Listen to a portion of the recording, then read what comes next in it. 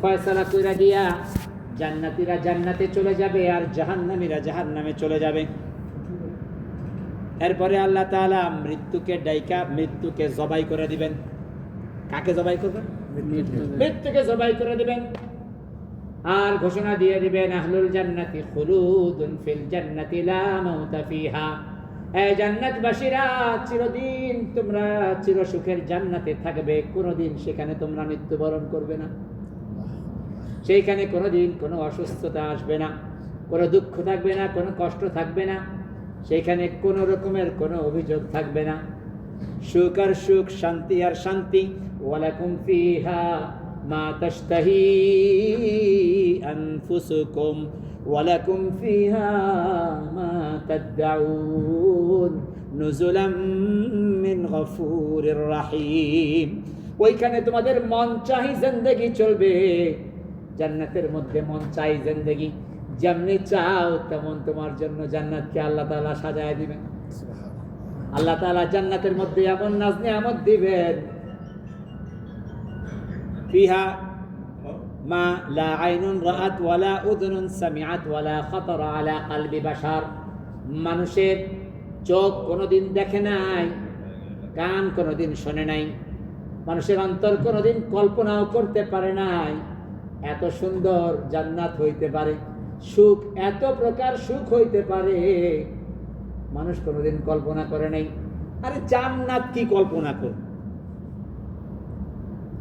জান্নাতটা কি কল্পনা করবো? আমি তো মাঝে মধ্যে বলি যে আমরা মাঝে মধ্যে এই বড় বড় কাতারের বড় বড় শেখদের বাড়ির মধ্যে যখন ঢুকি তখন আমরা অবাক হয়ে যাই যে আরে সুবহানাল্লাহ, বাড়ি এত সুন্দর হইতে পারে।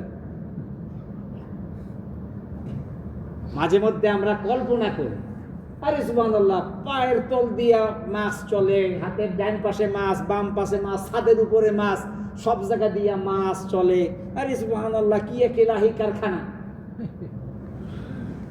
চিন্তা করি আল্লাহ তাআলা যে বলছে যে জান্নাতের নিয়ামত তুমি দুনিয়ায় বসে কল্পনাও করতে পারো। সুবহানাল্লাহ কইবেন না? সুবহানাল্লাহ। এটার নাম জান্নাত। এটা আল্লাহ তার মুমিন বান্দাদের জন্য বালাখানা সাজাইছে। আপনি আমি কল্পনা করব কেন? কল্পনা করা সম্ভব। আমার ভাইয়েরা, এই যে জান্নাত আল্লাহ তাআলা মুমিন বান্দাদের জন্য সাজায় রাখছেন, একদম মিসকিন মার্কা জান্নাতি যে হবে, একদম মিসকিন খোড়া, আমাদের মতো একদম খোড়া মার্কা, নেক আমল নাই, কিচ্ছু নাই, একদম খোড়া মার্কা জান্নাত, কোন রকম আর কি চিল্লা চিল্লা গুতাইয়া মুতাইয়া কোন রকম বেড়া পার যদি হয়, আল্লাহ মেহেরবানি করে যদি দেয়, আমগুলির মতো একদম খোড়া মার্কা জান্নাতি, এদের জন্য আল্লাহ তাআলা এই দুনিয়ার 10 দুনিয়া সমান একটা জান্নাত। সুবহানাল্লাহ। এই দুনিয়াটা কি কাতারের সমান নাকি? কি বলেন? দুনিয়াটা কত বড়? কাতারের সমান? কাতার 3 দূরে।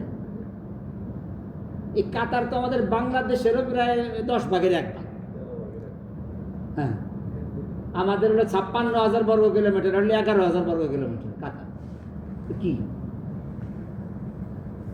সারা দুনিয়া, ইউরোপ, আমেরিকা, রাশিয়া, সারা দুনিয়া মিল্লা যা আছে।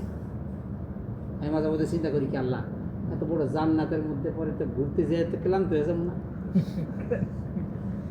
আমার ভাইরা, জান্নাত এমন এক জিনিস আল্লাহ তাআলা মানুষের কল্পনা করার ক্ষমতা দেয় নাই। আল্লাহ তাআলা খালি বলে দিচ্ছেন, ওয়ালাকুম ফিহা মা তাশতাহি আনফুসুকুম ওয়ালাকুম ফিহা মা তাদউন। আরে বান্দা, তুই যেমনি চাবি, যা চাবি তাই।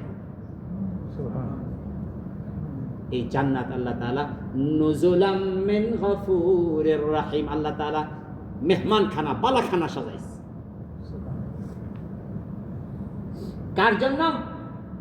যারা দুনিয়াতে মন মতো চলবো না, দুনিয়াতে নিজের খায়েশাতকে আল্লাহর ইচ্ছার উপরে ছাইরা দিতে হবে, আল্লাহর হুকুম আর নবীর তরিকার মতো চলতে হইবে কয়েকটা দিন। আমার ইচ্ছা চলবে না, আল্লাহর ইচ্ছা চলবে, আমার হুকুম চলবে না। আরে দুনিয়া আমি চাইলেই হয়, আমি চাইলেই হয়, আমার ইচ্ছা দুনিয়া চলে, কোন জায়গায় চলে, উদাই খালি খালি করে। মানুষের ইচ্ছা দুনিয়াতে চলে না, আল্লাহ যা চাই হিডেই চলে। আমরা প্ল্যান প্রোগ্রাম করি যে শুক্রবারে আসুক, একটু ঘুরতে যাবো না, আর বাতাস আল্লাহ তালা পাঠায় দেয় কায়দার মতো, বাতাস যা ওর ঘরে বয়, আর বাইরে যাওয়া যায় না, এরকম হয় না? কই মানুষের ইচ্ছা তো নিয়ে এটা চলে না, চলেই না যখন, তাহলে আল্লাহর ইচ্ছাটাই মেনে নিই। এই জন্য আমার ভাইরা, দুনিয়াতে আল্লাহ তাআলা আমাকে আপনাকে ছোট্ট একটা জিন্দেগি দিছেন, এইটাকে যদি আপনি আল্লাহর হুকুম মতো, নবীর তরিকা মতো যদি আমরা এই সময়টাকে কাটাই, তাহলে আল্লাহ তাআলা আমার আপনার জন্য জান্নাত রাখছে। আর এই পথে চলার নামই হলো হেদায়েত। আর এর বিপরীত চলা যেটা আছে, সেটা হলো আল্লাহর হুকুমের পরোয়া করলাম না, নবীর আদর্শের পরোয়া করলাম না, হালাল হারামের পরোয়া করলাম না, জায়েজ না জায়েজের পরোয়া করলাম না, বাস যেমনে মন চায় হেমনে চললাম, খাহেশাতের মোতাবেক জিন্দেগি চালাইলাম। এইটা হলো জাহান্নামের রাস্তা, এটা হলো গুমরাহির রাস্তা। এই রাস্তায় যদি চলে, সামনে গিয়ে জাহান্নাম আছে ঠিকানা। এখন সিদ্ধান্ত আমার আর আপনার, আমি কি জান্নাতের পথ নিব নাকি জাহান্নামের পথ নিব, এটা আমার আপনার সিদ্ধান্ত নিতে হবে। আর এইটা আমার আপনার জন্য সহজ হবে, সিদ্ধান্ত নেওয়াটা সহজ হবে যদি আপনি কিছু দিনের লাইনে, আল্লাহর হুকুম আর নবীর তরিকা মানার যে লাইন আছে, এই লাইনে যদি কিছু মেহনত করি। মনে করেন আমার বাবা আমাকে মাদ্রাসার লাইনে পড়াইছে, কোরআন পড়ছি, হাদিস পড়ছি, এইটা পড়ার দ্বারা আমার জন্য বুঝতে সহজ হয়েছে যে দিন কি জিনিস, আল্লাহর হুকুম মানা কতটা প্রয়োজন, দিনের উপরে চলা কতটা প্রয়োজন, হালাল হারাম মানা কতটা প্রয়োজন। কোরআন হাদিস যদি আমি না পড়তাম, না বুঝতাম, তাহলে আমার জন্য বোঝা একটু কষ্টকর হয়ে যাইত। তো প্রথম দায়িত্বটা ছিল আমার বাপের উপরে, যে আমার বাপ আমাকে এই দিনের পথে দিনী শিক্ষা দেয়। আমার বাপে এই দিনী শিক্ষাটা যদি আমাকে না দিত, তাহলে আমার বাপ একটা অন্যায় করত, আর ওই অন্যায়ের কারণে আমি যদি এই দিনের পরে চলা যে আমার দরকার, এই যদি আমি না বুঝতাম, তাইলে আমি চলতে পারতাম না, আমি বদ্দিনের পথে চলতাম। তাহলে বদ্দিনের পথে চলার দ্বারা আমার যে গুনাহ হইতো, এটা খালি আমার একার হইতো না, ওটা আমার বাপেরও হইতো, কারণ আমার বাপে দিনের পথে চলায় নেই। যাই হোক, এখন আমার যাকে যার বাপে দিনের উপরে চলায় নেই, এখন তো আপনি বড় হয়েছেন, আপনার বিবেক বুদ্ধি আল্লাহ তাআলা দিছে, এখন বিবেক বুদ্ধি খাটাইয়া অন্তত আপনি এটা বোঝার, যখন আপনি শুনতেছেন আলেম ওলামারা বলতেছে যে ভাই এটা হলো জান্নাতের রাস্তা, এটা হলো জাহান্নামের রাস্তা, এই পথে চললে আপনি জান্নাতে যাইতে পারবেন, এই পথে চললে আপনি জান্নাতে যাইতে পারবেন না, জাহান্নামে যাইতে হবে। যখন আলেম ওলামাদের থেকে বয়ান, ওয়াজ নসিহত, ওয়াজ মাহফিল, বিভিন্ন রকম দাওয়াতের মেহনত, এই যে আজকে আমরা আসলাম, এইভাবে দিনে মেহনতের দ্বারা যখন আপনি শুনতে পারলেন, বুঝতে পারলেন যে এই পথে চললে জান্নাতে যাওয়া যাবে, এই পথে চললে জাহান্নামে যাইতে হবে, তো এখন তো আপনি বুঝলেন। এখন আপনার জিম্মাদারি হইল আপনাকে এই জান্নাতের পথে চলার জন্য চেষ্টা করা।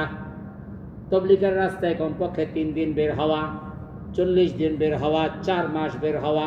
মাদ্রাসায় আপনি 10 বছর পড়তে পারেন নাই, ঠিক আছে, কিন্তু আপনি কমপক্ষে 4টা মাস দেন, 4 মাস লাগাইয়া আপনি দিনের উপরে কেমনে চলতে হয় এটা একটু শেখেন। 40 দিন দেন, দিনের উপরে কেমনে চলতে হয় এটা একটু শেখেন। ছোট্টবেলায় আপনার বাবা আপনাকে যেহেতু দিন শিক্ষা দিতে পারে নাই, হয়তো তার বুঝ ছিল না, সে ভুল করছে, কিন্তু এখন তো আপনি বুঝতে পারলেন, আপনি এখন এই দিন শেখার জন্য একটু সময় বের করেন, কারণ আপনাকে নিজেকেই তো জাহান্নামের থেকে বাঁচতে হবে। আপনি যদি কোন আমার বাপে আমাকে শিক্ষা দেয় নাই, এই দোহাই দিয়ে কি আপনি জাহান্নামের থেকে বাঁচতে পারবেন? পারবেন না। সুতরাং আমাকে নিজেকে যেমন জাহান্নাম থেকে বাঁচতে হবে, ঠিক তেমনিভাবে আমার বাপকেও জাহান্নাম থেকে বাঁচাইতে হবে, আমার সন্তান সন্ততিকেও জাহান্নাম থেকে বাঁচাইতে হবে। এই জন্য কী করতে হবে? কোন পথে চললে আমি কি জাহান্নাম থেকে বাঁচা যাবে আর জান্নাতে যাওয়া যাবে, সেই পথে আমাকে একটু চলতে হবে। বলে এই জন্য ছোট্টখাটো চলতে ফিরতে একটা মাদ্রাসা আল্লাহ দুনিয়াতে চালু করছে, সেটা হলো তবলিগের মাদ্রাসা, তবলিগের মেহনত। বলে এইখানে চললে কি হয়? বলে সব ধরনের মানুষ এখানে চলে, এখানে সাধারণ মানুষও চলে, শিক্ষিতও চলে, অশিক্ষিতও চলে, এখানে দিনদার চলে, বদ্দিন মানুষও এখানে আসে, এখানে আলেমও চলে, সাধারণ মানুষও চলে, এখানে হাফেজও চলে, সাধারণ মানুষও চলে। সবাই একসঙ্গে যখন চলবে, তো যে কোরআন পড়তে জানে না তাকে আলেম সে কোরআন পড়া শিখাবে, যে মাসলা মাসাইল জানে না তাকে আলেম মাসলা মাসাইল শিখাবে, যে দিনের উপরে চলতে জানে না তাকে সে দিনের উপরে চলতে শিখাবে। এইভাবে চলতে চলতে যখন সে চলে 40 দিন চলবে, যখন সে 4 মাস চলবে, তখন তার ভিতরে দিনের উপরে চলার একটা যোগ্যতা তৈরি হবে। কি বলেন, হবে কি হবে না? আমার কথা কি বুঝে আসে? এইটার নাম হলো তবলিগের রাস্তা, চলতে ফিরতে মাদ্রাসা।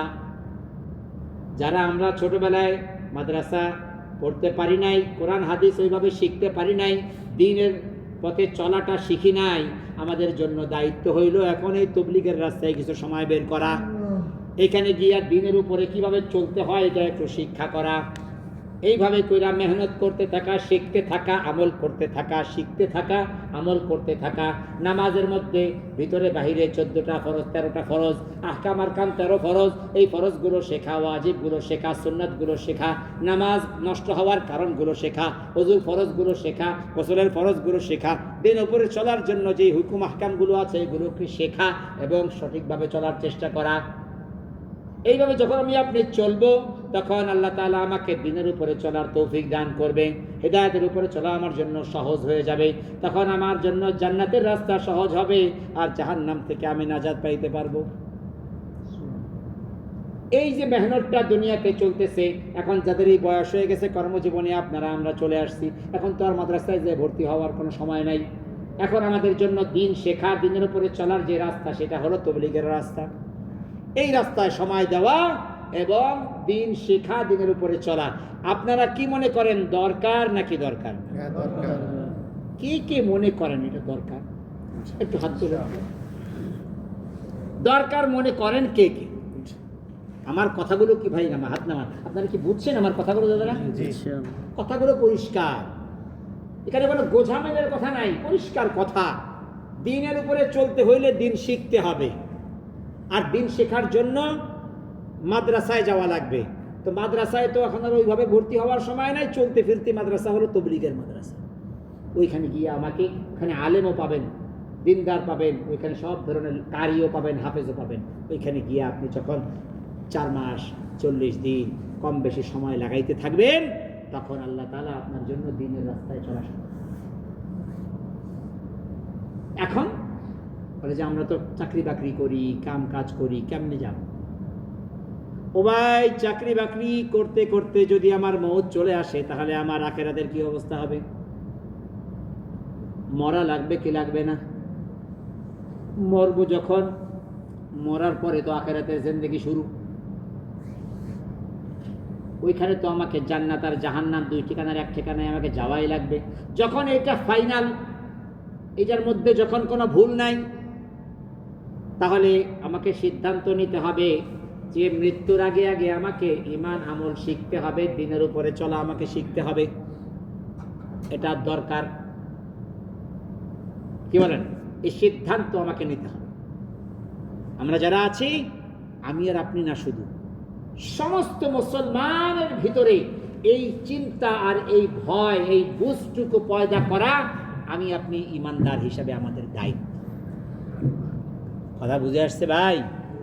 আমার আপনার দায়িত্ব, যারা বোঝে না ওদেরকেও বুঝানো।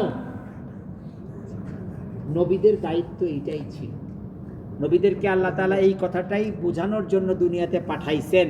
এই দুনিয়ার মানুষ, এই দুনিয়াতে অল্প সময় তোমাদেরকে দেওয়া হয়েছে, তোমরা দিন ঈমান বানাইয়া, ঈমান আমল বানাইয়া দুনিয়ার থেকে আসো, তাহলে জান্নাত পাইবা। এই কথা বোঝানোর জন্যই আল্লাহ নবীদেরকে দুনিয়াতে পাঠাইছেন। এখন নবীরা তো চলে গেছেন, নবী তো আর আসবে না। আমরা আখেরি নবীর উম্মত না ভাই? আখেরি নবীর উম্মত হিসেবে আমার আপনার দায়িত্ব, আমরা নিজেরাও দিনের উপরে চলতে হবে, অন্য মানুষকেও দিনের উপরে কিভাবে চলতে পারে সেজন্য ডাকতে হবে। এই জন্য কে কে তৈরি আছি বলেন? ইনশাআল্লাহ। নিয়ত করতে পারি না? ইনশাআল্লাহ নিয়ত করি যে ইনশাআল্লাহ সর্বপ্রথম ছুটি নিয়ে, যত জলদি পারি ছুটি নিয়ে আমি ইনশাআল্লাহ 4 মাস লাগাই। ইনশাআল্লাহ 4 মাস লাগাইয়া আমি এই দিনের কাজ, এই দিন কিভাবে দিনের উপরে চলতে হয় এটা আমি শিখব। কার কার নিয়ত আছে একটু দাঁড়ায়? যারা 4 মাস লাগাই নেই তারা আগে দাঁড়ায়। আল্লাহ তাআলা কবুল করেন, আল্লাহ তাআলা কবুল করেন। মাশাআল্লাহ, শরীফুল ইসলাম আল্লাহ কবুল করেন ইনশাআল্লাহ। মাশাআল্লাহ, মনে রাখবেন, খাঁটি অন্তরে আল্লাহকে হাজির নাজির যাই না যদি আপনি নিয়ত করেন আর আল্লাহর কাছে দোয়া করেন, আল্লাহ আপনাকে তৌফিক দেবেন। খাঁটি অন্তর। ডিসেম্বরের মোহাম্মদের সিল্লা আল্লাহ কবুল করেন, আমিন। জানে মালে বরকত দান করেন, সমস্ত রুকাওয়াট আল্লাহ দূর করে দেন। আমিন। আল্লাহর খাজানার মধ্যে কোনো কমি নেই। নিয়ত করেন খাঁটি অন্তরে, নাম লেখান, নামাজ পড়ে পড়ে দোয়া করেন, আল্লাহ আমি দিন শিখতে চাই, দিনের উপরে চলতে চাই, আপনি তৌফিক দান। আমিন। মোহাম্মদ সাদিক সাদ বুঝে আসছে ভাই? ব্যাস এইটাই হলো পদ্ধতি, আর কিচ্ছু না। আপনি টাকার দিকে তাকায়েন না, পকেটের দিকে তাকায়েন না, জসিমউদ্দিন। আপনি নিয়ত করেন আল্লাহর খাজানায় কমি আছে বলেন? জি না। কমে নেই। নিয়ত করতে থাকেন, নিয়ত করেন, নাম লেখান, যখনই জামাত আসবে নাম লেখান। আর ফাঁকে ফাঁকে এই যে জামাত যায়, 3 দিনের জন্য জামাত যায়, 2 দিনের জন্য জামাত যায়, এই জামাতে যাইতে থাকেন। সপ্তাহে, মাসে 1 দিন 2 দিন সময় লাগান। হ্যাঁ আমিন। বেরুনের সফর নাকি? আল্লাহ কবুল করেন, মাশাআল্লাহ। শফিকুর রহমান। আল্লাহ তাআলা কবুল করেন, আমিন। জানে মালে বরকত দান করেন, আমিন। पूरा जिंदगी अल्लाह ताला दीনের পথে চলার তৌফিক দান করেন, আমিন। যুররিয়াত কে আলা औलाद के नेक बनाए दें। বিলাল। আমিন। মাশাআল্লাহ, মোহাম্মদ বিলাল। মাশাআল্লাহ। নিয়ত করেন তো চিল্লা ইনশাআল্লাহ। আপনি নিয়তটাকে 3 চিল্লা করেন। আল্লাহ যদি আপনাকে 3 চিল্লায় যাওয়ার তৌফিক দেন, আপনার কি কোনো ক্ষতি আছে? আপনি নিয়তটা বেশি করে করেন, মোহাম্মদ আল্লাহ সাহেব। তৌফিক দান করবেন ইনশাআল্লাহ। আমিন। এজন্য ভাই এটা বিষয়টা হলো আমার বুঝতে হবে, এটা আমার দরকার। মাশাআল্লাহ।